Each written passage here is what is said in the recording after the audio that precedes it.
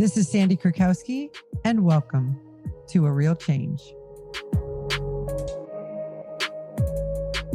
Hey, everybody. I'm so excited. I can't even tell you how excited I am.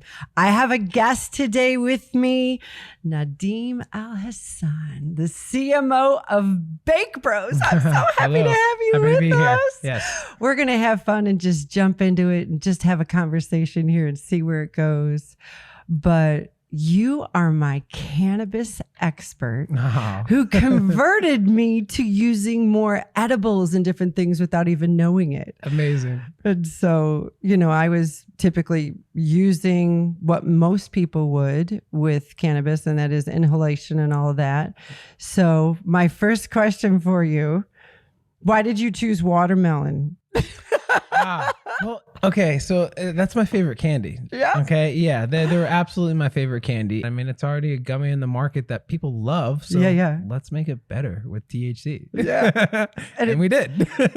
Yeah, but what's so amazing is I've used other gummies, and I've been using cannabis for 3 years, weaned off of all kinds of medication, and it's just changed my life.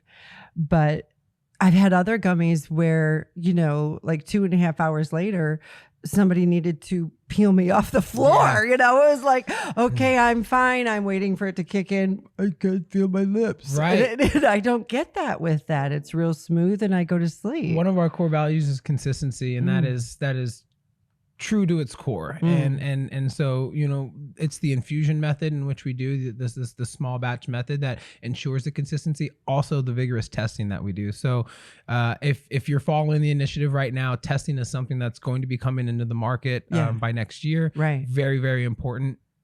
Think about that. Testing has not been required the entire 10 years that medical cannabis has been in Arizona. I have 10 that thoughts.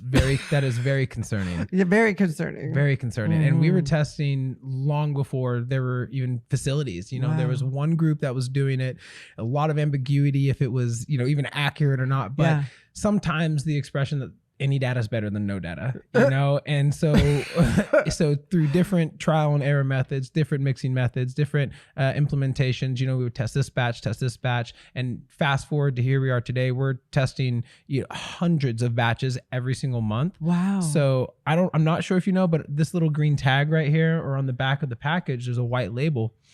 You can scan or you can enter that batch ID on our website and it'll pull up the test results. Oh, wow. Yeah. So we call that on-demand testing. Yeah. And you're a fitness, fitness geek, fitness guru. I saw you had Lane Norton on the other. I was like, awesome. Gosh. Yeah. So that just tells me what level of nerd you are. Yeah. I'm like, yeah, I got it. I'm a pretty nerd. So, just like with supplements, transparency is key. Yes. Very much. If I want to know what I'm consuming, from food to supplements to anything, and that's something that Thomas and I share. Him even more so. Sometimes I'm like, dude, you're such a geek. He's like, no, check it out though. This does this, and I'm like, well, that makes sense. I'm like, okay, let me check that out. Yeah. So we've wanted to apply that same model into our products. It should be transparent. You should know exactly what is in it. You should know that there are no microbials in here. You should know that the potency is accurate. And that leads to your original question, the potency, right? So we have a plus or minus, and it is always going to be within 2 to 3 milligrams plus or minus. Yeah. And if it's not, we don't put it out there. We pour bleach over the batch and throw it away. Wow. And it's we've learned a couple lessons, but by doing that, because you can't do that too many times. No, for sure. No. And we've got a very, very meticulous method, and that ensures our consistency. And that way you can go into any of the 85 dispensaries that we're in the state, get the same product anywhere you go. Congrats. Yeah. Thank you. It's been a process. That's incredible. And you're not even 30 yet. Almost. Wow. Almost. My mama's heart's just like, almost. I'll be 30 next month on the 17th. And that kind of accountability is what gave me the confidence, because when COVID hit and being used to inhalation and even microdosing with inhalation throughout the day with a pen, I wanted to make sure my lungs were stronger. I knew my liver is okay for, the edibles. But, I don't think people pay attention to, if you run a company, I don't have time to wake up Right. and have a cannabis hangover. Right. You know what I mean? I don't have 4 hours in the morning to wake up if the dose was wrong. Absolutely. You know, and you were in the medical realm of all of this, even when they had like medical marijuana farmers markets. Yes. I just moved here 3 years ago. I was like, what? I wish I was around when there was Those the farmers were market. some interesting days. Do we get to taste and bake? Those were some very interesting days. Yeah. Tell me about it. So early on, so it became legal in 2010. Right. I had moved here from Oklahoma, went to school in Missouri, went to school in Oklahoma. Yeah. Came out here because it helped a near and dear friend of mine, a coach, and my mom lived out here. And so I was like, I got to go somewhere where I can learn about this. And my intention was not to come out here and start an edible company, not by any means. No, it was, I've always been in love with the plant itself, you know, and I was definitely, you know, using cannabis recreationally back in school. It wasn't, you know, it wasn't like I'm going to be a, you know, cannabis, you know, edible owner someday. It was my mom, bless her heart, I love her. She's a total hippie, you know, so that's so good. She always just cultivated this, this healthy relationship. You know, it was never like, it's never very strict mom, you know, but it was never like, there was always an explanation with why it was wrong, you know, or how to approach the relationship with whatever it may be, you know. And so I'm thankful for that, you know, and particularly with cannabis, you know, like there were some times I kind of caught on where she found out I had cannabis and she was like, you're gonna have to give that to me. And I was like, well, aren't you gonna throw it? Yeah, you know. So I hit like, you know, 16, 17. I was like, aha. I was like, I figured it out. Yeah. You know, and so that opened up and we became very just communicative with each other. And I always had this, I don't want to say hippie, but just healthy relationship with cannabis. It wasn't ever like seen as a drug, you know, in my eyes, or used as a drug, you know. And I grew up wrestling, so cannabis is really big in martial arts. I mean, you grew up really wrestling, dude. I grew up really young wrestling. We're going there in a bit. Yeah, about 8 or 9. I about 8 years old, I started wrestling and got into it at an early state. And there's a lot of story behind that too, as to why, you know, my parents divorced and, you know, was on Ritalin for a long time. And it just, a sport like that just really kind of, you know, honed me down and humbled me, let's say. You know, when you get put on your ass a couple times, you get humbled. Let's just say that. And so came to Arizona in 2008, and I started growing right away. You know, I had a little closet grow, little cabinet grow, you know, nothing big, and just getting familiar with the plant. And there was no information out there in the early days. Nothing. Not like today. Crazy? Not like today where you go to like bakebros.com and you're like, I'm making THC drinks. Like, no. Pizza. Infused pizza. Exactly. And there were only forums available online. So you had to dig. You had to dig, you know, and how to make cannabis butters and how to grow cannabis, what medium to use to grow in, and all this information, a lot of it out there. And so had an early start into growing. It passed in 2010. And so that's when the ball started rolling, right? I, you know, got in with some friends that, you know, helped me financially get into a little bit of a bigger grow. And here's the thing though, from 2010 to November, December of 2011, there were no dispensaries. So you've got almost 2 years that this has been legal, but there's no dispensaries. What? So where do people get their medicine? Exactly. So who do you show your card to? Exactly. So I had friends that were caregivers, and I myself as a patient would grow. I could cultivate, and so I would be a cultivator, and I could give you your allotment, your 2.5 ounces every 2 weeks, right? So you would give me your grow rights, or you would give a caregiver your grow rights, and then they could grow your plant. Okay, count. now I gotcha. Right. Okay, so you weren't just my dealer. I could actually correct. And I could give you my grow rights. And it was, and that was how it worked, right? That was a donation base. You know, I'm donating my grow rights to you, and you can cultivate for me. Well, what do you do with the excess? You know, and so I wasn't a big proponent on dealing and stuff. It's like a very gray area. So you have these farmers markets, right? And it's exactly what it sounds like. If you go to the Uptown Farmers Market over off like 26th Street in Bethany, the biggest farmers market here, it's beautiful and lots of food, all kinds of stuff. It was just like that, except indoors. You've got 40 vendors that are vending all kinds of cannabis products. I'm talking anything you can think of, from capsules to cookies to cake pops to popsicles to we made it all. We made it all, you know. Yeah. And this is still around the time when we're trying to figure out dosing. Yeah. Oh God, help us. yeah. So and that was a real propeller in Thomas and I's journey, which it was about 3 years later, because I had gone to Washington and come back, which maybe we'll get to. And so those farmers markets allowed an opportunity to really start building a network, you know, like the other vendors and the other people that had the caregivers and stuff, like some of us are still friends, you know, like a small group, you know, a lot of them have weeded out, but some of us are still friends. No pun intended. Nice. Some of them are, that's a good one. I just had to. I love it. No, it's good. I hope you keep doing it. Some are now managers within dispensaries. And so it's cool to see how everybody's evolved, you know, and Thomas and I, we had met at the end of 2008, became friends.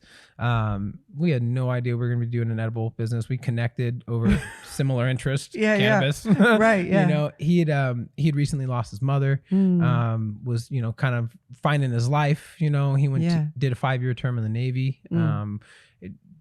Awesome. You know, he was a submariner, so that can, you know, get you. Just a little bit. Just a little bit, you know, so we stayed connected the whole time. And when he had come back from the Navy, I had just left for Washington, and then I had returned not too long after. Okay. And that's when we were like, hey, because he just got back. He was taking a break. You know, he wanted to go to school to be a doctor, still does and still will, actually. Wow. Very, very, very, again, he's just that mindset. So he'd be amazing. Yeah, he's fun to talk to. And so that's when we really connected, because I came back and while I was in Washington, the Denver High Times Cannabis Cup in 2013, that was the first year it had ever come to America. It all had been in Amsterdam. Oh, wow. Right. I had no idea. Yeah. So and it was in Denver, Colorado. It was a big deal because Denver had just passed on recreational. Yeah, that's it. So you've got this event that has 50,000 people because it's recreational. Whoa. Right. And it's the first recreational cannabis event. Bigger than Woodstock. Dude, that's what I'm saying. And it is contact high to the... Yeah. Oh my gosh. The whole city of Denver was lit. Let's just say that. And so I went as a participation. I was like, this is history. Like, I'm going. Yeah. You know? Right? So the following year is when I'd come to Thomas and I was like, let's enter the High Times Cannabis Cup. And he was like, you're high. I was like, yeah, I am. Let's enter the High Times Cannabis Cup. Yeah. Like, we can do this. Yeah. And, you know, he, you know, cracked jokes on me. He was like, no, dude, you're crazy. He was going to school at the time. And I was like, listen, dude, we can do this. And he was like, all right, find out the information. Let's at least see what's up. You know, I somehow got a hold of Rick Cusick, which was the editor at High Times during that time. Yeah. Contacted him. Phone call. And he basically said, Nadeem, listen. Because I'm like, well, how much do we bring? How many edibles? How much do we make? He's like, it's going to be the biggest cannabis farmers market you've ever been a part of. Farmers market. I was like, got it. So make as much as I can. Like anything that I can. Semi of gummies. Right. And so then we got the booth. Okay. And so now I'm like, hey, yeah, we can do this. And I was like, hey, we should enter our products to try and win. He was like, dude, you are just pushing the limits. And I'm like, yeah. So that's what we're born for. Yeah. Duh. We're going. Let's try and do this. Yeah. And so we were making gummies at the time. We were making brownies at the time, which we don't make. You know, Bake Bros. Two different directions. Either we make baked goods or we're baked, right? Right. Yeah, that's it. I'll come to that. So we were making cookies, brownies, gummies, cereal bars, all that stuff. The gummies were they've always been our niche. And we get to before we leave, I'd said, hey, let's enter the cup. And you know, he gave me some smack for it. And then he had said, I tell you what, and I believe he was joking at the time. Yeah. He said, if we win the cup, I'll drop out of school and I'll go full blown Bake Bros. Oh my God, I didn't hear this story. Yeah. He goes, I'll commit full blown Bake Bros. Oh my God. Definitely. So I said, okay, deal. And Your first contest. Oh yeah. And this is 2014. Wow. So I'm like, okay, cool, man. Like I didn't really take it that serious, like, let's see what happens. like really? Yeah. That's awesome. 'Cause I could use the help. Yeah. Like, you're way smarter at this stuff than me. Yeah. Well, fast forward, we won the cup. Wow. So our Sour Kush kids, which are still on the market today, they had won the cup. They won People's Choice. So that means the people voted for our products. We didn't even enter that product. We entered a medicated baklava. Which, yeah. Wait a minute. Yes. So medicated baklava? And when my mom comes to town, I'll have her make some. I will absolutely deliver some because it's a 45-year-old recipe. Only the women in my family have it. And she just so happened to infuse it one day. Oh my word. It is fantastic. It is fantastic. And so we wanted to enter that into the medical cup. And we're like, yeah, let's enter the medicated baklava. It's a unique product. Like, I think nobody's got any. Didn't even make the charts, you know? Yeah. So again, Sour Kush kids got voted by the People's Choice. So we're at the award ceremony and we're like hoping to hear, you know, we didn't get it. And then the following award was the Sour Kush kids and we're like taken by surprise. Yeah. And so it's like all of a sudden something just set into us and we're like, oh shit. Like, what does this mean? Yeah, exactly. I think we just broke through. Exactly. So that was the beginning of what really brought us merit to the market. You know, so we came back to Arizona with that under our belt. Started writing proposal letters to dispensaries, got picked up by a dispensary in up north. We were working there. Fast forward a little bit, and you know we've been with TrueMed dispensary now for going on about a little over 3 years. Yeah. And now we're in 83 dispensaries and rocking. And to close the loop on Thomas, he did. I had gone out to Denver. Yeah. And the day of the cup, he had a final. So he finished the final.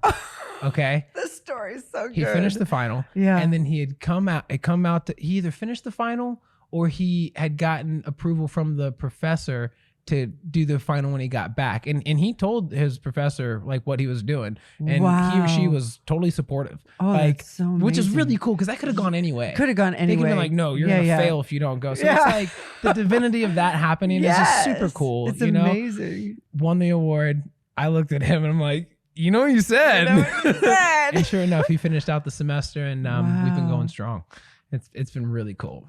That story is just so incredible. Yeah. And since then, we've now got upward of 40 employees. Wow. Yeah, we've got a strong leadership team. Yeah, we have a strong team, marketing team, production team, packaging team, distribution team. And let me take a breath because let me say it has been a challenge. Wild. It has been a wild challenge. Yeah. I never thought that building people along with building myself would be something that I was doing. You know, like leading people as a group. You know, like I'm finally after 5 years of actually being Bake Bros being a business, settling into my role, you know, which is a CMO, which let's talk about labels, right? Like, I don't give a shit. We were talking about, we're like C-suite, Chief Marketing Officer. It's like, no, man, like, I don't know. You're like, I don't know. It's weird. Hierarchy. It's weird. Goofy. It really is. It's like, you have to have this title so that you can get certain speaking engagements. Yes, right. It's because people see that and then they're like, oh my goodness. You know, and it's like, I should take you serious. I'm just right. Like I'm just a person just like you know what I mean? And this is what I happen to be really good at and want and am passionate about. So I want to continue to be good at it and get better. And I guess this is the label that I have to take on, you know? So Thomas and I always joke with each other. We're like, we're not CEOs. We're not CEOs, you know? But, you know, from the outside looking in from other people, we are. And we have to own it. You know, it's part of our ego, my ego at least. Yeah. Well, our ego. To play the role sometimes. You know, says, you know, you want that title. You want that title. And then the other part of me, like my soul self is like, I don't give a fuck about titles. That's it. Excuse my language, I know, you know? it's all good. Anything's allowed here. I'm like, I agree. Yeah, I'm like, I don't care about titles, you know? But it's got me to where it's a part of what's gotten me to where I am today. And like I said, finally settling into the role of who I am and what I'm to do now. If we want to talk about the organization, we can. So we brought on a director of business development a little over a year ago. Right. We recruited him. Well, he worked at Apple for a very long time, about 10 plus years, and he built sales teams. Okay, that's what he did. He built sales teams. So, good find, dude. Yeah. Wow. And, okay, I'm gonna lay my jealousy down.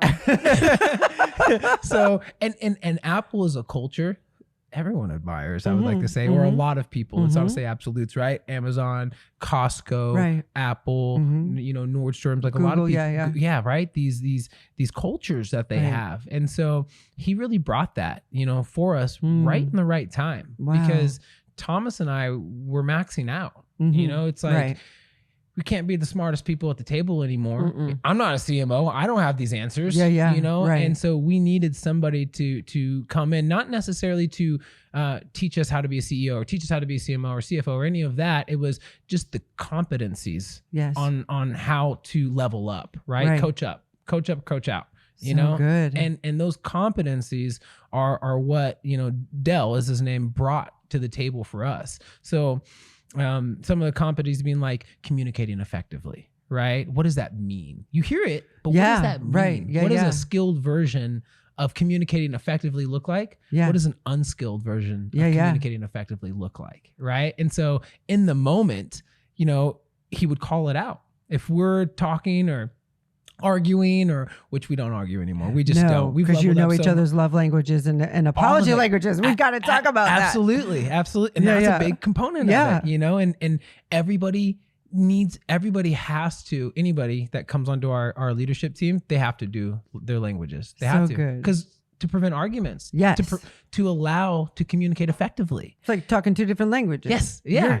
You're talking Italian and I'm Chinese. Totally. I don't hear you. I'm just waiting. I really like you. I'm just waiting to defend myself. That's it. You know, and we need to actively listen to each other. You know, so having somebody that came onto the team like Dell was able to bring a component of radical candor. Wow. And just, man, it hurts when somebody calls you out on your shit. You know, you're like, oh. That's when you're in a meeting and you go, just a sec. Yeah, everybody take a dose a little bit, please, because we're going to go deep. Smoke break. Exactly. Yeah. And so that component of radical candor and being able to receive that type of feedback in the moment, you know, runs congruently with, you know, learning these different competencies of just how to be a better person. And it's not that it levels just our communication up in the business, but life. Like my relationships are better. For sure. My family relationships are better. My friendships are better. I mean, you sign me up. When you guys doing a conference? I'm going. Awesome. I want the front row seat. You're there. You're definitely there. Someday, you know, I look forward to that. That's really my goal with one of my goals within the company is to, you know, be a thought leader and a thought speaker for this information, because I know how impactful it's been, again, for our organization, but for myself too, you know, to be able to communicate here today with you. This wouldn't have happened before cannabis. No way. No. Not where I was. No. And you said you came from now I'm interviewing, right? You said you're good. Well, these aren't interviews. These are just, we're just hanging out. I love it. That's best format. You said you were from Kansas City? I was there for a couple of years. Yeah. Okay, cool. Yeah. I grew up from Detroit area. It's where I grew up. Okay, got it. Yeah. So still Midwest area. Yeah. I grew up in Branson, Missouri. Right. Yeah, Branson, Missouri is where I grew up. So I was in Leawood. Oh, cool. Yeah. Cool. My babies live in downtown Kansas City by the plaza. Awesome. Yeah. My family's there right now. My parents are there. My stepfather does he builds businesses, we'll just say that. And so he's over there building out a business right now. Yeah. And so she's like, come on, we're at the casino. I'm like, hell no, get out of the casino. What are you doing? Get out, Mom. Get out. Do you know what's going on right now? She's like, nobody's here. It's great. And I was like, well, I guess you got a point. Nobody's there. Right. Yeah, it's pretty funny. First time the casino didn't have smoke. No. Seriously. That'll be the day. Yeah, right. Yeah, that'll be the day. So just having somebody come onto our team at the right time. This is a little over a year ago. Again, call it divine, if you will. You know, I will. And it's like, I had met Dell from the cannabis industry. He built a dispensary here, and then let's just say we recruited him, right? Wow. The best people already have jobs. Yes. The best people already have jobs. Absolutely. Go get them. They really do. Go get them. Yeah. I'm learning this the hard way. and so, you know, he was making a transition, and we were able to get him onto the team right at the right time. And he brought a couple other people from Apple, and it was just like, did we manifest this? Yeah. How did this happen? Where do I submit my resume? Yeah. Like, how did this happen? You know, and it is every single day, it is growth. Yeah. It is seriously growth. And I don't portray it a lot, I don't think, on my social, you know, and it's because people only see what you want to, like, we only show people what we want them to see, you know? And I guess it's figuring out how to put it into a format, you know, and with that, or I guess why I'm sharing that is because again, someday I hope to teach people these things, you know, and it started from an illegal drug. Should. Yeah, isn't that wild? Yeah, it started all because of an illegal drug. Wow, you know? Yep. A beautiful plant. I know, a beautiful plant. You know, that is our mission, to eliminate the negative stigma associated with this beautiful alternative medicine. So good. Right. Which is why I'm super excited to be with you, because like, you know me, I'm just a radical, out of the box spiritual girl who loves God. And I really feel like God asked me to break shame off that plant. Amen. You know? Yeah. And the cool thing is just where we connect, because I'm the same way. If I got to put on my CEO hat, that's when my inner bitch comes out way too much, you know? Love it. It's like, okay, now I got to be bossy, Right. you know? But you really, a label I'd love to put on you is you are such a prophet. Aww, and you are thank so you. apostolic in activating things in the realm. And those are churchy words that we don't typically hear in business, but that's the realm where I live. Right. Because God didn't call me to the church realm. But I see so much healing in what you did. I want to backtrack to when you were like in wrestling and that, because you can see going from a tough childhood into a sport, having such empathy and even awareness and being exposed to this concept of cannabis for pain because of your coach. Yeah. And look, but that should be the new normal. Right. That as you chase that, it opens that up. So tell me, like, you were not just playing around with wrestling. I mean, you were okay, I've got notes here, but Oklahoma State, because I didn't know this. Like, that's when you go when you're like the Olympic level of wrestling. Oh, man. You know what I mean? Ooh, making me blush. Yeah. So I got a scholarship to a school called to a college in Tulsa, Oklahoma called Bacone College, and that's where I wrestled. For a year, and then I had gone to Oklahoma, not Oklahoma State, but Norman. So Oklahoma University. And I had spent about a semester there. Right. Okay. I didn't actually go to school there. I didn't spend a whole, I didn't go to school. I ended up dropping out. I mean, I'm college dropout. But me too. Right. There we go. So I spent a semester there, and then I had moved to Missouri or to Arizona because I had met my coach, the assistant coach, Matt, and in Oklahoma, and he had Crohn's disease. Right. Nobody knew what it was. However, he would smoke a joint, and cannabis helping him is again what led me to come to Arizona. And I was fortunate to have my mom living here. California was, of course, an option, but it's so it was so saturated. It had already been legal for, I think, almost 20 years. Wow. And so it was like, I'm just a pea going there. Arizona's pushing to go legal for the third time. And that led me. So immediately when I came to Arizona, though, I got into just the wrestling crowd. I got a job at Applebee's. Some lady saw my ears and she was like, "Oh, you have cauliflower ear." And I was like, "Yeah." She's like, "Do you fight?" And I was like, "No, I wrestled." And she's like, "My husband teaches jujitsu." And I was like, "I've never done jujitsu." She's like, "Well, come over. He trains out of the house garage." And they ended up living a mile away from me. and this man has been a mentor of mine for 10 years now. Wow. And his name's Bob. I love the man, and we talked a little bit, you and I, offline about your story a little bit on, being on 140 milligrams of, was it Oxycontin? 140 milligrams Oxycontin and 90 milligrams of prednisone every day. Yeah. And so a very similar story with him. His health took a decline. So I started training jujitsu and got into MMA and cage fighting, and his health started to take a decline. And my family had a restaurant. So I was working at the restaurant, and Right. that closed, and just a series of events, and we lost connection, Bob and I. Right. And his health just really started taking a bad decline, and we reconnected about 3 years ago. He reached out to me. I'd reached out to him a few times. I have this, I'm leaning into this more now than ever. Is like, when you think of somebody, it's not by coincidence. No, it's not. You should reach out to him. Yeah, and so I would unknowingly, I would just, unknowingly of that thought, I would just reach out to him like, hey man, miss you. I hope everything's well. I haven't seen you for a long time. Right. And, finally, I think it got to him, and he had reached out, and he said, I'm done. Like, I'm hanging in the coat. Like, I'm done. I'm done with these opiates, and tell me about this. Yeah.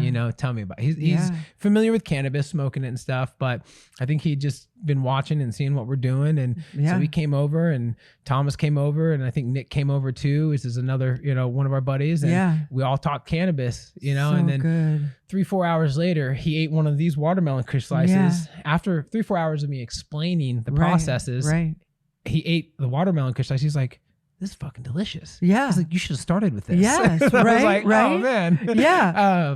And from there, I mean, he was on, I think 90 milligrams of Oxycontin, and I think like upward of like 60 milligrams of morphine. I don't know what it's measured in, but together. Yeah. And he was doing those, simultaneously or together. And, troubles with insurance and troubles with the doctors and try to travel. Yeah. He literally said, I'm done, and he made the hard switch. And, this is what breaks my heart though, is that the regimen that we were able to provide for him, I don't want to say it's impossible to scale. It's very difficult to scale. Yeah. Because everyone's going to be a little different. Everyone's different. And the amount of milligrams that he needed is not affordable in the dispensaries. Yeah, it's not. It's not affordable. I get it. Yeah. I mean, we're talking a 300 milligram bottle of our syrup a day. Yeah. A day. Right. And you're talking like $1,000 or more a month. Absolutely. Yeah. Absolutely. And so I was very fortunate, in our situation to be able to, it got to the point where like, we can't do a 300 milligram bottle every single day. Like this man needs like 100 milligrams, periodically stretched out throughout the day, upward of 500 milligrams. So that's when distillate came into the picture. Correct. Distillate hash oil. And it's a refined process. It's a distillated process of hash oil. Right. And a whole nother conversation. Yeah. Because there's so many different hash oils. Yeah. But what that did, distillate, is it gave us a base for accurate dosing. Correct. Okay. And so you're taking something that is in a flower form. Right. Which may be 10 to 15 milligrams per gram, it's unknown. Yeah, right. And you are taking this bulk cannabis flower, you are concentrating it, through using certain solvents that can extract the THC and other components of it, lipids, and then you can clean it up. There's many different ways of cleaning it up. You can filter it, you can distill it. So distillation, again, removes primarily all the lipids and strips primarily the profile of cannabis, but leaves behind the THC. Right. Okay. So now you have something that is upward of 900 milligrams per gram. Yeah. Okay. Huge difference. Is that similar to like I used RSO quite a bit when I was weaning? Yes. Yeah. Yeah. RSO is a little different than that's RSO changed the world. Changed my life. Changed a lot of people's worlds. Yeah. And so RSO preserves that full spectrum profile of the cannabis plant. Yes. So distillate, you remove a lot of that except for the primary cannabinoids of THC and a couple others. Right. There's like trace, amounts. However, that is what gave us the foundation to be able to help him. So we would make capsules for him. I would make capsules for him. Now he makes them himself. Yeah. And this is again years ago. So now we can make whatever we want. We can make 50 milligram capsules. We can make 100 milligram capsules. We can make 200 milligram capsules. However, I do believe, and Derek, our former director of education, now our creative director, has found some information out there that like your receptors can only take so much THC for sure before it's like taking too much vitamin C for sure. Yeah. So there is an optimal dose. Yeah. Right. And so he was using this 100 milligrams periodically throughout the day. And he's completely pharmaceutical free now. Isn't that You know, I great? think he just came out of surgery, so he's had to use, you know, some Sure. steroids and stuff. Yeah, but that's all right. beyond that, I mean, it's changed his life again. Absolutely. And people don't get to hear these stories. No. You know? Or they don't understand that this is not side of the road Cheech and Chong. Right. Okay, I didn't want oxy, so now I just want to be high as hell when I'm Totally. getting off my medicine. And that's what's fascinating too. It's fascinating that it heals you. Yes. Mind and body. Mind and body. It provides the amount of alleviation that you need to feel. Yes. To feel what feeling good feels like. Right? People have forgot what feeling good feels like. So then when you have a little taste of it again, you're like, this is what it feels like. You know, same with food. You know, people forget what it feels like to feel good eating food. You know? And it's something, especially like right now, we're living in what I will call the single greatest trauma to hit globally that I've ever experienced. You have so many people now walking around who've been literally traumatized by COVID and all the other different things. And my journey started because of awareness of trauma. Crazy thing, I don't know how many stories you hear about this. I had no interest in cannabis. Like using cannabis when I was in high school was the drug I didn't want. You know what I mean? I didn't enjoy the munchies. I didn't enjoy the cotton mouth. I couldn't stand the paranoia. Why do I want to sit around like a vegetable going, so high? And yet I began to study what happens with the endocannabinoid system and the plasticity of the brain by using the full plant to help the brain release trauma, to restore plasticity, how the endocannabinoid system. Can you speak into that? Because I think a lot of people who are hesitant are just like, no, I don't want to be high. But I was higher on opiates. Right. Do you get what I'm saying? And I was more out of it. Well, yeah, the dissociation that happens and the numbing. I believe that's the word right there. Is the disassociation that you have. And that's what I was, I guess, trying to say with cannabis is like you all of a sudden get to feel what it feels like to feel again. Yes. Right. You are not disassociated from your mind and body. No. Right. And that is a concern of people that are like, I don't want to get high. Well, yeah, of course. A lot of people don't want to get high. You know? And I find it fascinating. I would love to hear your story or experience with it too. The patients that we've worked with that require high milligrams or that are winging off or transitioning, they don't often get high. And I'm talking, they're using high milligram doses. If I take 50 milligrams, I'm speaking cursive. I'm slurring. You're like woo. Yeah, now I am, which is so wild that I could use super high doses. Right. And now it's 5, 10 milligrams. Maybe 10, 20 in a day or just one 20 milligram gummy at night. And when I have my Remicade, I might use some plant or something because of the pain in that. But after a day or two, I'm like, that's enough. So that could be associated to the endocannabinoid system. Yes. Right. Because our endocannabinoid system is a system in place that its primary purpose is to help us meet homeostasis. Right. And so if we're on all kinds of these pharmaceuticals, we are way out of whack. Right. We're requiring high doses. And if we're transitioning, we're requiring high doses of cannabinoids, right?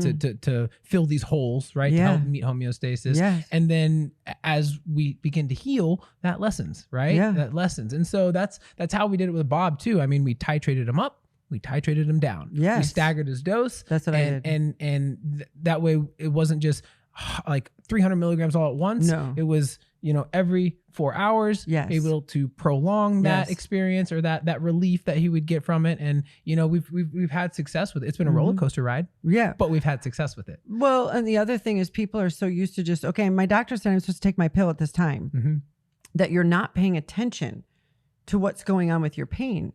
Like first thing I did is broke the Percocet that was used for breakthrough pain. So instead of a full Percocet, I took a half a Percocet and a little bit of RSO under my tongue. And what's fascinating though, is I remember when it began to really heal and I had been off all the opiates for about a month or so. And I'm now really microdosing way down because I'm not using as much because my big high dose was to prevent, I had no side effects. That's awesome. When I weaned off everything.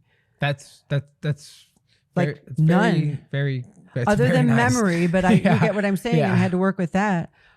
but I felt like I took a limitless pill. Like all of a sudden it was like 30 days in and I would be just like, whoa, I haven't felt that part of my brain since I was 20. Right. That's what I'm saying. Whoa. That's the feeling. And I that's want people to not experience. high. Yeah. That was actually a level of clear. Yeah. Does the endocannabinoid system do that?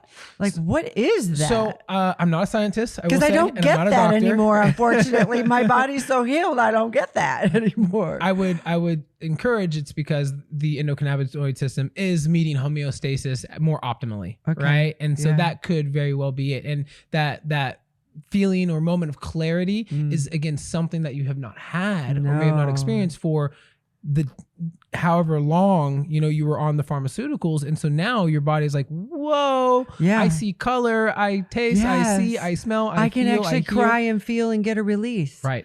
It's crazy how much cannabis heals. Yes. And this is where some of my fellow Christians are like, oh, you're treading on dangerous land, but who created it? There's a funny, it opens you. There's a funny meme out there that said God gave us cannabis and then man made it illegal. Yeah. I just thought that was really funny. Hello. Yeah. And I grew up with a Muslim father and a Christian mother. Yeah. How does that work? Right. Yeah. Well, they divorced. Yeah. And I moved to Missouri, say from Texas. Redneckville. I grew y'all up smoking cannabis? If y'all see, I'm saying y'all. Oh my God, you're bringing it out of me. If you've ever seen the movie or the show Ozarks, that's where I lived. I lived in Ozarks, and it's pretty damn accurate, And so careful who you choose to be friends with, and yeah, exactly. And so my father remained in Texas, and he's still there today, remarried. Lots of siblings, beautiful wife, all that. And my mom got remarried as well. And however, when we moved to Missouri, so I was 7, we moved in with my uncle, which was, I don't know if this is a politically correct term, but Bible thumper. I'm talking Baptist to, I'm talking hand on the table. Yes. This is how it goes, and I spent the next 3 years living with him. And it's, I've put a lot of thought into this and over the years because, it shaped me. It shaped me. It traumatized me. It scared me. It also established a lot of morals and values that I'm so grateful for. I was having this conversation not too long ago. I mean, it was his house that I learned the proper manners, just manners are for other people. Right. That's what it's for. And structure, right? I learned a lot of structure from this man.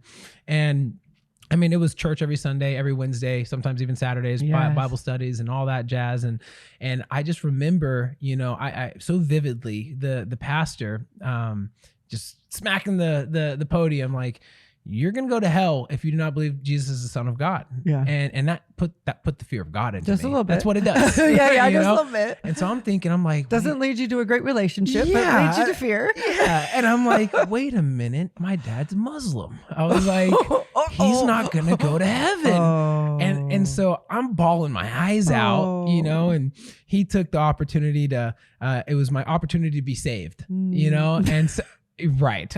I'm glad that's the reaction I got. So I didn't know the difference. I'm bawling my eyes out, and he's like, read this verse, and you've been saved by Christ, and you get baptized and all this stuff. And I didn't know what it meant. You know what I mean? Like, okay. Yeah. Well, I mean, I went back and forth. I went to Texas. I went to Missouri because I'd always visit my dad. Yeah. I went overseas many, many, many times. Yeah. They'd always joke, "Hey, what's your religion?" They're like half and half, and I'm like, "Well, you get it. I'm a milkshake." Like I guess. And so it was always kind of a joke. And when I got into college, I took a world religions class. Yeah, that's when it opened the door because I learned about different religions, and I have a very passionate interest about these. Absolutely. And learn that Christ is arguably one of the most influential people of our time. That's what he did. That's what he was. And there's so much to talk about that, right? Christ, Muhammad, Krishna, Buddha, Native American wisdom. So are all religions, are they all against cannabis?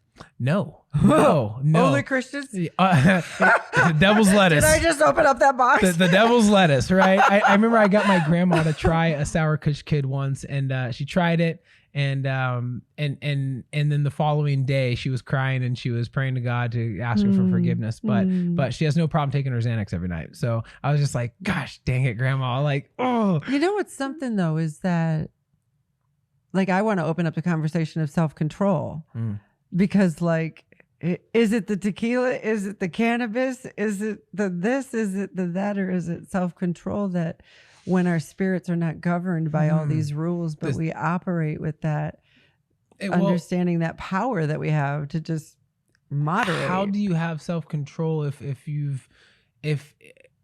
if your surrounding doesn't really encourage it, you know, like growing up in Missouri, right? I mean, this is what you did. This is how it worked. There was no outlier that was like, no, that's actually not right. Yeah. You know, that's not true about cannabis, or that's not true about medicine or religion or whatever. Yeah. There was none of that. I used to think it was from hell.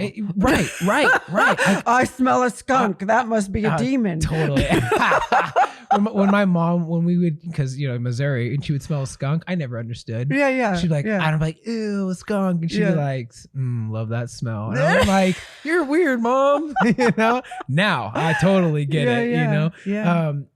I'll loop back to self-control, but you had asked, is cannabis, you know, wrong in all religions? Yeah. And so that brings up an interesting points, because it encouraged me to learn about this. So cannabis originated in China. Okay. That's the beginning of time that we know of. Wow. And they weren't using it to get high. No. They were using it for medicinal purposes. Absolutely. And they would use the roots. Okay. And they would boil the roots and they would make tea out of it. Okay, you're not going to get high from that, but there are phytocannabinoids and you know, other components like CBD. No, so the cannabinoid, to my understanding, cannabinoids will not be in the root of the cannabis plant. It's more phytocannabinoids and other components, right? And they would use that. They would make topicals out of it. They would make teas out of it. Wow. So we're talking almost 3,000 years ago, a long time ago. It transitioned into India. That's when it started getting a little psychedelic. Yeah. They started using the flower in the plant. Right. And so we were talking, And so we were talking about this yesterday, actually. So it's really fresh right now. That's when cannabis was used began to be used for euphoric purposes and spiritual purposes. And India has a festival called Holi Festival. And during this time, they would sell a preparation called bhang or bang, BHANG. Okay. And this is a drink. It's a drink. It has different forms, like a yogurt form and different forms. And they would sell it during this festival, and it had, you know, you would get high from it. And it's still out there today. Like if you were to be in India and ask them about cannabis, they would kind of look at you funny. But if you said bong, they'd be like, oh yeah, you know? Yeah. And so that's interesting. It is.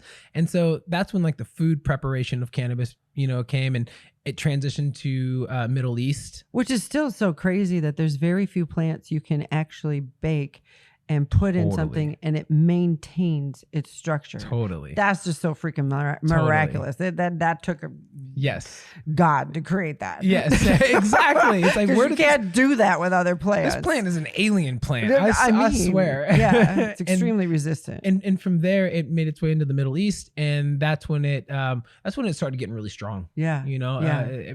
And a lot of people will say because of the growing conditions. Yeah, right. That influences how the plant grows. Right. You know, altitude and soil and conditions, all of that has a big role to play in it. But I wanted to close the loop on do all religions see it as wrong, but some religions or some cultures, such as the Indian culture, Hindu culture, they see it as a spiritual practice. Wow. You know, and it can be. There are people today who have cannabis ceremonies. Yeah. You know, and that is a high dose experience. Exactly. You know, where and I've been there. Yeah. Unintentionally. Yeah. You know, where like when I had a sucker last week that I told you. I didn't know you're not supposed to chew them. Oh dear God. That's when I was praying. God help me come this way. What happened? Right. And you can have a borderline out of body experience. You know, I wanted to. Yeah. Hit me up. I could get away from this. Yeah. I don't like this. Yeah, where you're almost you're out of body witnessing what is happening, and then it's like, what is going on? But it's crazy lemon juice. Just put lemon juice in water and it was okay. That's awesome. For my listeners, I didn't intend to get that high. I, for some reason, was not thinking, and I didn't know the suckers were just for licking, for medicinal. And I literally chewed the dang thing in a minute and a half, and then in about 20 minutes couldn't feel my lips, and I lived by myself, was laying over my counter. What's going on here right now? Okay, I can do this. And I got some lemon, and it's wild though how you can use lemon, or you told me even pepper. So there's, I'm sure there's a terpene within the lemon juice. It's either D-limonene or somewhere, probably one of those that helps. Same thing with pepper. So beta caryophyllene is another terpene that is a common terpene in cannabis, but just smelling it, you obviously don't want to, inhale it. No. Just kind of smell it a little bit. And that can help reduce the nausea associated to being high, Beyond that, I mean, buckle up. Well, and here's the thing. So many people, like when I talk about cannabis, I've been building business. Obviously, I talk about God openly, and I love all people. So they thought I went off the deep end. And yet I'm going to make a radical statement. If I had to have surgery, I'm not against opiates. I was never addicted. They work. Well, here's the deal. I was never addicted. I was tolerant. My body was tolerant. I did not, thank God, because of all different kinds of things, was not psychologically dependent, but physiologically. Now, in retrospect, we're talking 2004 to 2017, I was on opiates. Wow. So I find it more demonic what the opiates did to my mind, my inability to heal, my inability to process. When I say cannabis opened me, I don't know how many stories you've heard on that. That's what I wanted to ask you, where it was now time to feel. And I felt like as it healed, and for me, it's just physiology, it's science. I didn't get high and then I felt my body was healing, and my brain and my heart and my soul could operate together. Amen. And I could forgive, and I could process.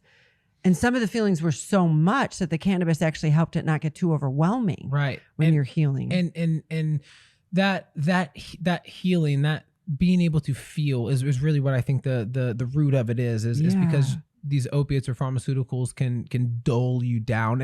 And I want to be clear, because you had said you're not against, or I'm not against opiates. And the proper usage. Thank God. If I have to have surgery, you ain't touching me without opiates. Correct. And so just for the audience listening right now, I'm not saying that pharmaceuticals are all bad. They work for some. It's just that the long-term use and the side effects that accompany it are detrimental to your health, or bad is what I mean. Like they can hurt you. You could use half the dose even after surgery by using your gummies and whatever pain medicine they give you, and you'll use less. I mean, I have friends that have had surgeries and use none. Yes, absolutely. I had all 4 wisdom teeth pulled out, and they gave me a bottle of them, and I was like, I'm good. I got syrup. Right. I didn't touch it. It was awesome. And I have quite a few friends that are like that. And just again, being able to feel again is what is the healing is one of the healing components of what cannabis does, right? Cannabis,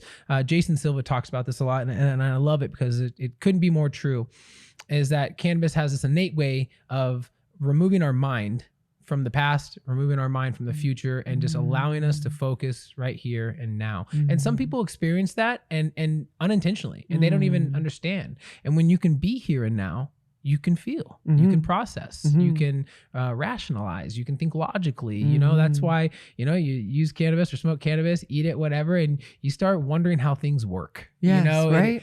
It instills wonder, your curiosity and your wonder. It instills wonder back into your life, right? I think wonder is maybe something that a lot of people lack now, because wonder could be correlated to perspective. If it's like to have a proper communication, I have to be able to objectively perceive objectively. If I disagree with something, that's okay. I can feel like that. Absolutely. Right? I still need to wonder where your perception is coming from. Yes. Right? Yes. And try at least to see that versus being so close-minded to it. So good. And I'm just like, no, that's not how it works. This is how it works. And so little tools like cannabis being one of those, right? There are plant-induced modalities or plant modalities. There are non-plant modalities, right? Meditation and absolutely. And competencies and stuff that can, again, instill wonder. Right. And that wonder, again, is what can lead to healing, right? Because I truly, truly feel of all the practices I have done, I've used cannabis for 15 years. Okay. I've done other plant medicines. I've dabbled with psychedelics. We're going to talk about that one day. Because and all are very powerful tools. I do not think any single one is the answer. I believe they are all tools in the toolbox, right? If I have a screw, I can't hammer it in. I need the proper tool. Exactly. Right? So good. And so of all of those, what I believe they boil down to is awareness and love. So combine those, you have loving awareness, right? So I cannot love you if I'm not aware, and I cannot be aware if I do not have love for the other person. And so what all of that compiles into is integration, right?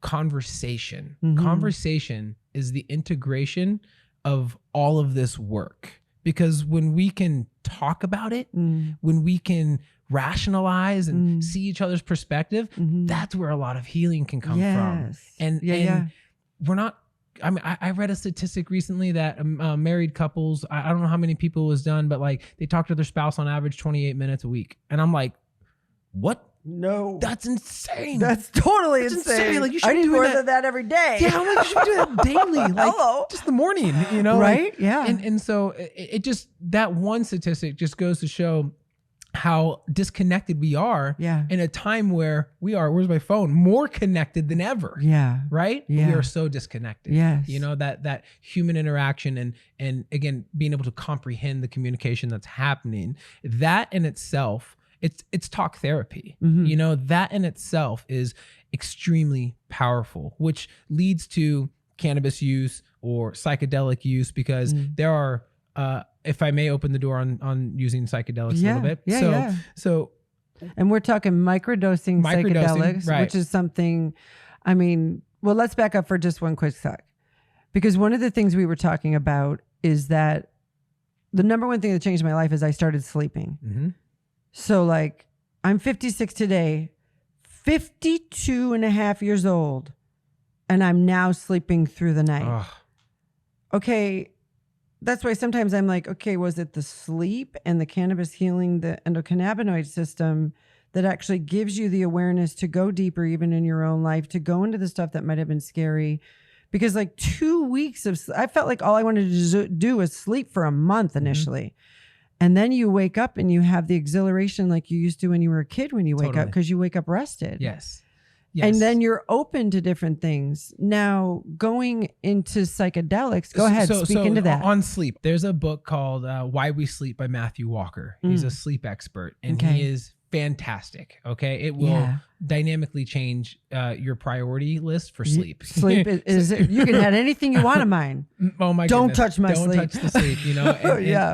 And there's a large contribution to healing, to health healing, to sleep. Yes. You know, when we sleep, we heal, right? We have to. And so what's happening when we use cannabis is, and there's some articles out there on this that talk about this. We skip the REM state. Yes. Okay. We skip REM, rapid eye movement. That's where that's largely associated to where we dream. Right. Okay. Right. And we skip this REM sleep. Also if you have a lot of REM, your sleep isn't always the best, because people who suffer from PTSD, that may fall in that every stage other of hour. sleep, right? That stage of sleep. There's 4 stages. I believe they are awake, light, REM, and deep. Right. Okay. And so when we, and like you said, we go in cycles. Those cycles repeat itself 3 or 4 times a night. Light, REM, deep, light, REM, deep. You wake up feeling exhausted. Yes. If you, exactly. Number one, if you don't get enough sleep, or if you wake up in the wrong sleep state, in the wrong stage of sleep. Right. So by skipping REM, a lot of people who use cannabis don't dream often. And if anybody who has used cannabis for quite a while and then stops using cannabis, if there are listeners right now, you may be shaking your heads, about to know what I'm going to say. You have very vivid dreams. Very vivid. Yes. And they can be bad. They can be good. I mean, I had dreams of riding a motorcycle through the Amazon with Joe Rogan once. I was like, what's going on here? Let's do that. It's so weird. I'm like, why the hell did I have that dream? Like, it's so weird. It's a sign. But what's up, Joe? Very, very vivid, very real, and that can make you feel exhausted when you wake up, and so using cannabis, you skip that and you go into deep sleep. And that's why sometimes we feel a little bit more rested. However, Matthew Walker's book really highlights the importance of all the stages and REM and deep sleep. And I may have this wrong or backwards, but REM is more of a hormonal healing sleep state, where deep sleep is a physical healing sleep state. I may have that backwards, but I believe that's correct. And so there's because of the circadian rhythm. So there's a you have to go through all the cycles. Absolutely. Right? And so that's why people who use cannabis will get really deep rested state and they feel better but we still want to shine light on that REM state. And so going back to the endocannabinoid system, we have endocannabinoids, right? And then there are exogenous cannabinoids. Cannabinoids are in many things, not just cannabis, right? Food, really, whole foods. And so there are two primary endocannabinoids. There's 2-AG and anandamide, okay? Ananda in Greek means bliss. So they coined it as the bliss molecule. Really, really weird, right? And so if you've ever been working out and you get that runner's high or that workout high, that's anandamide. Yeah, I'm going to run for president. No, I'm not. An hour later. What was I thinking? I know. So working out or like that runner's high or entering flow state, you know, with martial arts or the steel mace we talked about. Writing even, getting into that flow state. That's anandamide. And that anandamide, you're literally getting high on your own supply. So for people listening that have ever experienced that and have never used cannabis, you've experienced the euphoria that comes with cannabis. That is it. Exactly. That is one of the components. You feel like it's an out of body experience, but your body was still doing very what it blissful. needed to do. That runner's high that I know a lot of people can relate to, that is a component of what's happening. So when we use cannabis, we're if we aren't sleeping well or there's something in our body that we're just not healing for mind or body, we're lacking a certain cannabinoid. That's one component of it. Okay, we're lacking some type of cannabinoid. So we either need to change our diet or we can use other modalities like cannabis that we are now bringing in exogenous cannabinoids, right? And so when we bring those in, our endocannabinoid system's like, yes, thank you so much. I need this. Seriously. Right. You can feel it. That clarity that you're speaking about, right? Yeah. And so, or energy that lasts. Yes. It doesn't go up and then you're like, oh my God, I'm going to die. It's consistent. Yeah. It's consistent, right? You're giving your body what it wants, not what it needs, and that will then contribute to better sleep as well, and that's a component of it. And so from there, we were talking about psychedelics, but sleep is so important. Well, and what's crazy too is they talk about the health of the gut and sleep. And, I battle Crohn's and am grateful for Remicade, but even using like the gummies and stuff like that from Bake Bros, I'm excited to use the syrups because you can really titrate down to small milligrams. But my last Remicade, I didn't even use any inhalation. I've had 2 Remicades since all this COVID nonsense and craziness has started. But what was amazing is I actually felt better 2 days in because my number one objective with Remicade, which is a lot of people with like chemo and stuff, is to sleep. I need to sleep for the next, the doctor says I need you to sleep as much as possible. And when you feel like crap, you're like, oh yeah, thank you very much for that because I haven't been sleeping for 6 weeks, But you use that and you literally can feel your body. The only thing I can say pharmaceutical wise is like when you feel horrible, you have pneumonia, you take an antibiotic, and a week or so later, all of a sudden you feel like, quote unquote, yourself again. But what the cannabis does with the deep sleep and with restoring the endocannabinoid system restoring itself. Right. That is self-healing, right? Yeah. There are I feel we're gonna have to do another episode to talk about self-healing and self-love, but We let's really cover need some, to, yeah. right? Because there's a lot of healing that comes from that self-love and the cannabinoids that you get from products like these, right? So let's talk about the syrups, okay? Yeah. So the syrups, I can't wait to try them. it's a great product, and these are indica? So these are indica. Do they come in both? Yes, they do. Okay. They come in indica and sativa. These are, so there's a green tag on them, and they'll tell you, so this is Granddaddy Purple. Okay. Okay. This is the unflavored syrup. Okay. What's unique about the syrups is that they are, it's a very health conscious product. Yeah. Okay. We're talking primarily organic brown rice syrup, no colors, no artificials at all. Wow. Real fruit extracts in our flavored ones. Yeah. Diabetic safe. Sugar free. Wow. I mean, it's that we made this product for that reason. For sure. You Yeah. know? And microdosing it is how I encourage people to begin with it. If you do not know your dose. Yeah. So also on this tag, there's a couple dosing. I think we do 1 milliliter, 5 milligrams. A teaspoon is 25 milligrams. Perfect. And a tablespoon is 75 milligrams. And they act fast? Because you were saying, I can put it under my tongue? Correct. They act fast. And so primarily because of the oral administration, right? Exactly. So we're not chewing this. We're not ingesting it. Right. It is a oral application. We have the buccal and mucosal lining of the mouth and the arterial glands under the tongue. Right. They help get it into the system much more quicker. So in short, the bioavailability is superior. Now, most. Is that the same reason why inhalation works? Because of going through the mucosal and obviously it goes into the lungs. I believe I've heard Derek speak about this, and I think that is one of the reasons why. Because that's why a lot of people use smoking because it's quick. It's 5 minutes. And if you don't have enough and your pain's bad, you can actually just take a little bit more and it will help. Right. But then you run the risk of getting like raspy voice and you're coughing. I'm in the gym 5-6 days a week and I can tell when I'm inhaling. Totally. I don't have the resistance as much. Totally. And so that's something that the products like edibles will help mitigate. Right. And so when you smoke, it onsets fast. It only lasts about an hour and a half to 2 hours too. So the conversion is different. How long does the syrup last? So anywhere from 4 to 6 hours, depending upon the dose. Yeah. And this is because of the conversion. So when we eat an edible, or let's say the syrup for this purpose, the liver converts THC to an active metabolite called 11-hydroxy-THC. Right. And this is arguably 3 to 4 times stronger than THC. Right. So take that into consideration when eating that. So you use a tiny bit. Yeah. And so with the syrup, what we always recommend is to use a oral milliliter syringe. Okay. Right. A lot of people have them. You can get them at Walgreens. CVS, they'll give them to you. Little baby. Right. 1 milligram or 1 milliliter is 5 milligrams. Okay. Gotcha. Now, the psychoactive threshold of THC is 2.5 milligrams.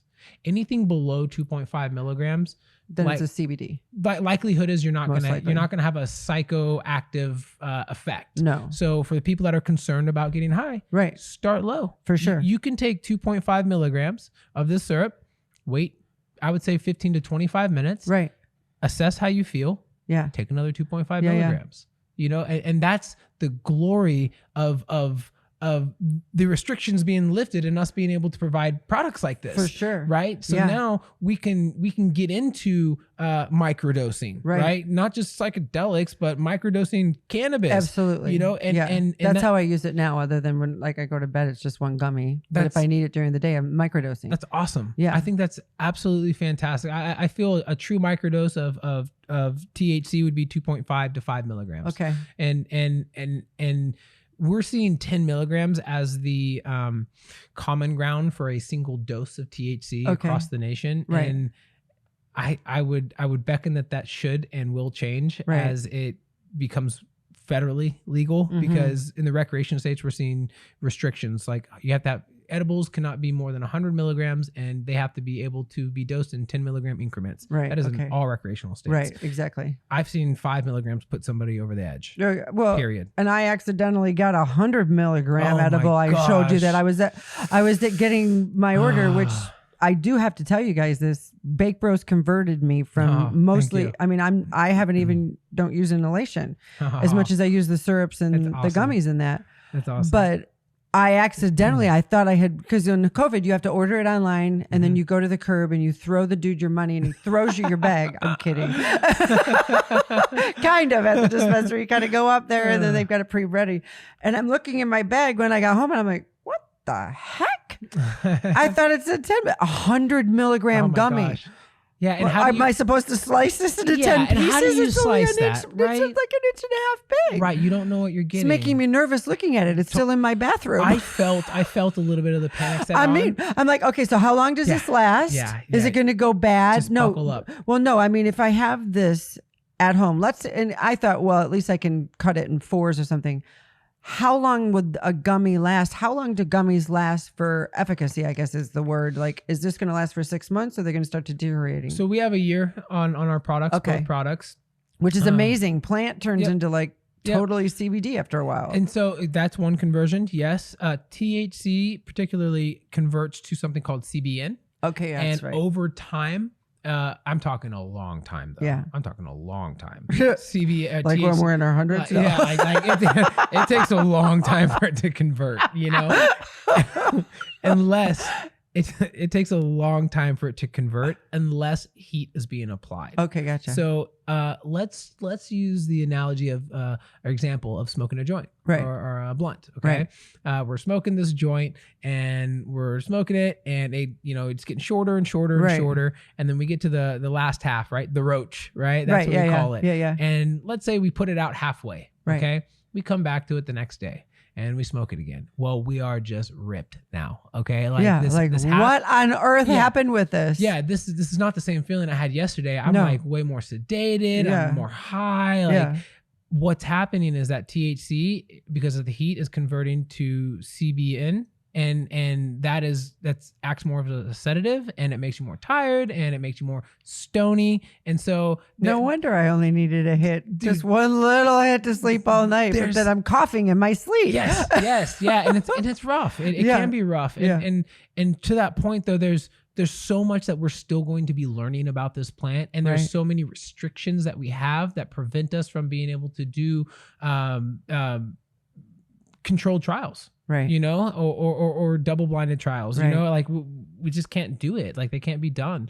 I think Sue Sisley is doing some of them for cannabis and PTSD, but the restrictions are it's very limited to what we can do and how we can study this. And so a lot of this has been trial and error and people's testimonials and people sharing their stories like yourself that have a large reach. Like that's what we have to do is just provide this type of information. And so going back to the syrups, being able to microdose it, that is arguably anybody that is new to cannabis is the number one way I would recommend using cannabis is if it's not the syrups, if you're in a state where we're not, I would highly encourage using something that is a oral base, and droppers is what I use. And has a test result. That way you have some type of base that you're starting with. This many milliliters equals this many milligrams, right? And I need to start with 2.5 milligrams and assess how I feel. Because everybody will feel different. I wish I would have known this when I first started. Because well, I remember thinking, okay, I'm really not fond of that. That is not a drug I even wanted in high school and blah, blah, blah, blah. And so here I am, the other side. I'm a grandma, I hadn't driven in 3 years when they put me on the higher doses. When I was on lower doses, okay, but out of respect for myself and everybody else, I wasn't driving. And as I weaned, I started to drive, and nobody, I studied a lot. I had a couple coaching calls with a few people who knew. And my advice to people is what happened to me was I didn't realize how much it potentiated the opiates. So I was literally high for 2 weeks straight. And I remember thinking, okay, I'm supposed to be a social media influencer and most of my followers are Christians. And I'm opening up my phone going, no. I'm looking at myself. My eyes were all red, and I'm like, how do people do this? Certainly they're not high all the time. And I'm wondering if sometimes this is what people think when I say I use cannabis. They just think I'm high all the time. I remember saying to somebody, when's the last time you met a high-on who runs a company, works out 6 days a week, and hello. I can't even do that when I'm tired, let alone if I was high. Totally. But the body begins to adapt, which is amazing. Because like you can hit your tolerance, and I've done that in learning how to use it and weaning. But then you just wait a day or so. You use lemon water, wait a day. This is not like, oh my God, now I got to wean for 6 months to get back to my dose. No. Right. How incredible that the body readjusts within like 60 it readjusts days. Yep. I mean, 60 hours. It's like 2-3 days. You're fine. Totally. Yeah. That's and you can go back to your small dose again. That is something that is really unique about all psychedelics. Yeah. Right. Is that some you can build a tolerance to, some you don't really build a tolerance to. It's going to hit you how it hits you, and there are so many plant medicines that we don't even know about. I mean, there are so many: cacao, ayahuasca, ibogaine, cannabis, mushrooms, my favorite, psilocybin, like there are, and I speak of all of those.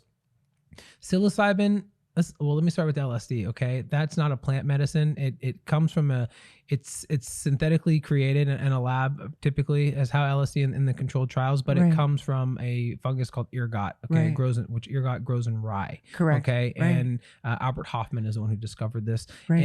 And LSD has more white paper studies than any other medicine. Yeah. Any other medicine we have today besides caffeine. Wait until I open that topic with you. I really want to do another episode because I never, and some of my listeners are like, what the hell did you just say? But my doctor, my gastroenterologist said to me, I think you have trauma trapped in your gut. And there are proven, not spiritual, although it will affect you spiritually. There are medical studies showing hundreds of these. He believes that will be part of you getting me off of Remicade. Yes. So now I'm pursuing EMDR with an incredible therapist, and I'm open to doing a clinical trial on doing that. My only hesitancy is not that it's mushrooms or, and microdosing, people understand you're talking a very small dose. Naltrexone has been historically used for MS. So naltrexone gets people off of heroin addiction, different things like that. Is used for a variety of ways to cause people to come off of opiates or whatever. 80 milligrams or something like that versus 0.5. For MS. So we're talking a very minuscule dose. Now, the crazy thing to me, my only hesitancy is, will it mess up my SSRIs in my gut? Because my SSRIs are very, like when they had me on antidepressants years ago, no, I don't like Cracker Jack, Sandi. No. But the stabilizing is very different than ketamine. It's very different than other things used clinically for PTSD to help the parasympathetic nervous system reset. Will you talk to me just a little bit about psychedelics and PTSD and releasing trauma? Yes. So LSD and psilocybin particularly have been studied.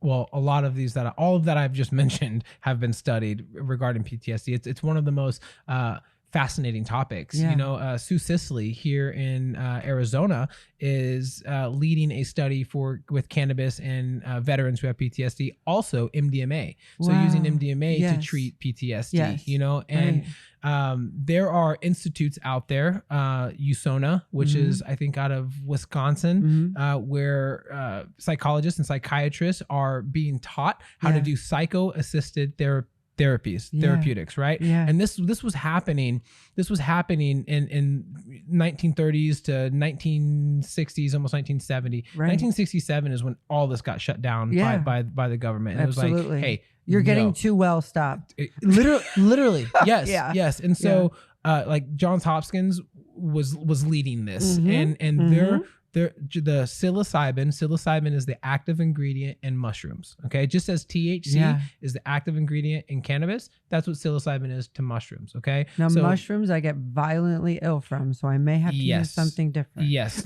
yeah, very low doses with mushrooms, and I won't get deep into it now, but there is a purpose for microdose, and clinically what is labeled as a heroic dose. Right. That is what Johns Hopkins will refer to as a heroic dose, and Stanislav Grof, he's a pioneer in this. You know, he's led over 5,000 psycho-assisted therapies.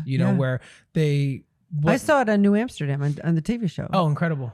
Incredible that they were doing it. This is, and my listeners need to understand, we're not talking about a bunch of unicorns in a room, not pink in elephants, a hut somewhere. You're talking John Hopkins, Duke, Mayo. Yeah, and so I'll run you through what that process looks like a little bit. You know, using psilocybin or LSD, what they will do is they will you'll get very familiar with the therapist. Right. Typically 2 8-hour sessions with the therapist, right? Because the two most important factors, one of the two most important factors in any psychedelic, micro or macro, we'll say, is your set and setting. Yes. So your set being your mindset. Exactly. Your mindset going into the experience, right? If you are terrified and just, neurotic and just the likelihood is it's not going to be good for you, and it's not the right time, and there's other things we need to work on before this is entered. For sure. Right?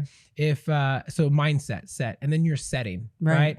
I've been in experiences where I'm at a festival and I've had friends. I'm truly speaking friends, and I'm not saying this is me because I know better, but I have friends who have taken psychedelics, LSD and MDMA at music festivals, and they just freak out. The setting is not inducive for that type of compound. It's not. It can, not at all. Anxiety and fear and all of these things can set in. And so set and settings. So Johns Hopkins providing these controlled settings, right? It's very safe. It's like your living room here, it's beautiful. You got, a therapy chair, you've got music, you trust, you've built trust with this therapist that you've spoken to. And anybody who's been through therapy knows how the process goes. You talk and they listen. And that's it, from an unbiased point of view, hopefully. And so you establish this relationship, you establish this trust, and then the third component, so setting, the third component is intention,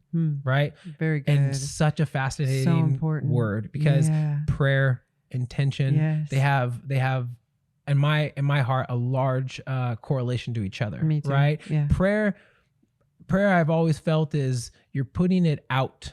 Right? You're speaking to God, or you're speaking to the universe, you're speaking to source. Our words have a frequency. Yes, they do. We can measure this. This is not woo-woo. We can measure. No, this is not woo-woo. This is science. This is science. That's what's so you cool. You can see it. You can see it. Okay? Our words have... In a lab. Not a hippie house. Exactly. Exactly.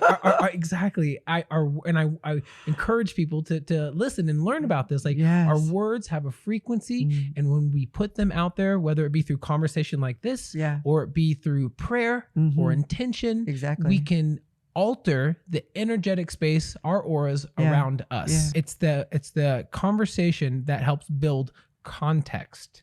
Okay. Context is what you need, because when we are under the influence of these altered states, psychedelic induced, if we don't have the context to what's happening, it can be terrifying. Anxiety, panic can set in. But if we have the context to deal with the experience, then we can then make sense of what's happening, right? And so you patients will relive the experience, which can sound very terrifying, but it can also help bridge the gap in the parts that were blacked out or missed, right? And then you speak to the therapist about that, and again, integration, that conversation is where the healing occurs. And so amazing. And so maps.org is leading the world in psychedelic studies. And if anybody listening wants to go there, you can go to resources, and there's a link for, or a page for all the studies that have occurred. All of the studies. And you can see psilocybin use for addiction, right? Being able to break people who've smoked for 30 years, right? PTSD, depression. There's so much out there, and so that's the king of resources right there. They're leading the world in these studies, and so that's where I would want to direct anybody who is fascinated by the science of this, and you can actually read the controlled settings that occurred. And I mean, one session for many, one session is all that it takes. Changes their whole life. Right. Yeah. And so there's a joke, like I see a couple of your books over here, Tools of Titan, and Tribe of Mentors, Tim Ferriss, who really started my personal development growth, Tim Ferriss, but he talks about an ayahuasca experience that he had. And he jokingly but seriously says that had I known that I could go do this 8-hour experience and get 15 years of therapy done, I would have done that. You know? And that's what happens. That's what I've heard about it so many times. 15 years of trauma and therapy in an 8-hour session. And you're like, what? Right? And that's where Dr. Joe Dispenza speaks about and he gets into the science, the whole of it, the science. It's you are rewiring your brain. Very much so. Rewiring. Very much so. And it is incredibly fascinating. I am a big proponent. I love the science of it. Me too. And me too. I'm addicted to it. Thomas is the yin of my yang. Right? I'm more in love and passionate about the metaphysical side of it. So the spiritual side of it. Also understanding that there's a scientific side to this. And so when you have someone like Joe Dispenza who bridges the gap between the metaphysical, the spiritual healing, things which has occurred for thousands of years, shamanistic approaches, they were doctors, shamans were technically spiritual doctors. And then you bring this component of science to it, you're like, oh, that's what's happening. It's fascinating. They're both happening. This metaphysical side is happening. But neurologically in your body, this is what's happening. Well, we're tripartite beings.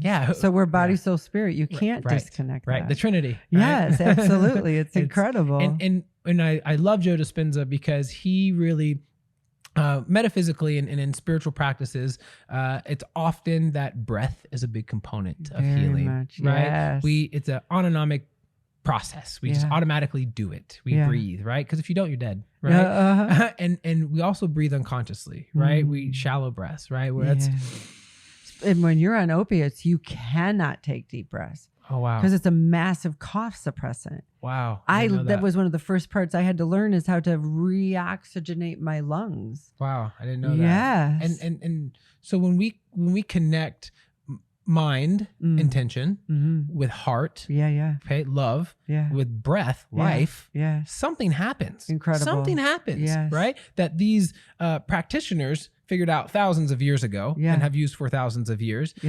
However, someone like Joe Dispenza, who's dedicated his life to figuring this out, Sam Harris, these individuals, I have all their books. They have measured it and they are monitoring it and they are sharing it. That when you connect mind, heart, and breath, this is what happens. Right? It's incredible. And you have all of a sudden these miracles. You know, people would consider them to be miracles. Like it's incredible. It's I am one. It's incredible. You're incredible. So are you. It's really awesome. And I really do. I'm very passionate about it. I can tell. You're an incredible human is all I'm going to say. Like, who would have thought a watermelon gummy could birth this incredible human? Thank you so much. God has a sense of humor. He sure does. He's like, I need that boy to get into cannabis. I need him to be in watermelon. And then I need him, this is where he's going to grow. You know, people sometimes have asked me, like, what's your purpose? You know, and it shifts. It shifts. You know, that's I think that's a difficult question for a lot of people. And I spend quite a bit of time on it. And right now, my purpose is to be here now, right? Ram Dass, be here now. And because if I can be here now, I can serve whatever purpose it is I need to serve right here and right now. Right. And so I try and apply that because trying to figure out my life's purpose it can get overwhelming. Mm-hmm. You know, it's going to Yeah. change It from will, time to time. very There's much different so. people that will enter my life and circumstances, or maybe I lose a family member, and that purpose is going to change. Yeah. If my dad is sick, then my purpose is to go take care of my dad. Mhm. That's what my purpose is. Right. Exactly. Right. But my purpose is to just be here now and, So and good. be a blank sheet, Mhm. be a blank sheet of paper. Yeah. Yeah. You know, and that's the karmic way of looking at it, right? Is just to allow what's happening to happen, Mhm. right? And Yeah. that's always been something that I've battled with people with, and not like, I don't want to say battle maybe, because I don't argue about it, but try and get people to talk about it and understand, you know, because I have friends and family that are like, no, like you're just rainbows and butterflies and you know, this and that, and you're always just this happy go free. And it's like, that's a component of it. Yeah. You know, I think it's a skill more than anything. Very much. You know, it's not that what's happening. If something bad, this COVID's happening, right? Mhm. You could perceive it one way, I can perceive it the other. Mhm. The same stuff is happening. Exactly. It sucks. Exactly. This sucks. Yeah. Yeah. Okay. It does. It's my choice to deal with it the way I deal with it. Yeah, yeah. You know, and that's that. Like, that's my purpose right now, is to be here now. I think you also have a purpose of helping people be wide awake. Yeah, Thank you. very much. And I'm just so honored that we've been able to spend this time. It feels like it was like 20 minutes. And yeah. it's like, oh my gosh. And I'm excited about opening up more topics, but I Cool. want to make sure that people can find you. We're going to make sure we put links by the videos and Cool. the podcast episode. They can find you as Instagram, your favorite. Yes. Okay. Instagram is my personal primary platform. Okay. You can search Nadeem Al-Hassan. I guarantee I'm probably the only one on there that'll pop up. But it's a Latin word called Unitius, which stands for unity. Yes. And that is my Instagram handle. Yes. So UNATIS. I'm on Facebook, but Instagram is my main platform. You can always check out bakebros.com. Yes. Bakebros.com is our baby. You can actually access our podcast from there as well. Yes. Know your dose. Yep. So we talk about all Don't this stuff. start cannabis without it. Don't start cannabis without knowing your dose. That's Truly. Yes. Truly. So you can hit the menu. You can access that. We also have knowyourdosepodcast.com. Yeah. Look out for us. And Know Your Dose podcast is also on Instagram. Yes, it is. So there Yes, you go. Know Your Dose podcast on Instagram as well. We have KYD podcast and Know Your Dose podcast. So we got a couple different pages out there. It's been amazing, Thank my you so much. friend. It's been You are absolute powerful. pleasure. Thank you for sharing your light and your wisdom Yes. and knowledge. And thank This you has for been really fun. watermelon gummies.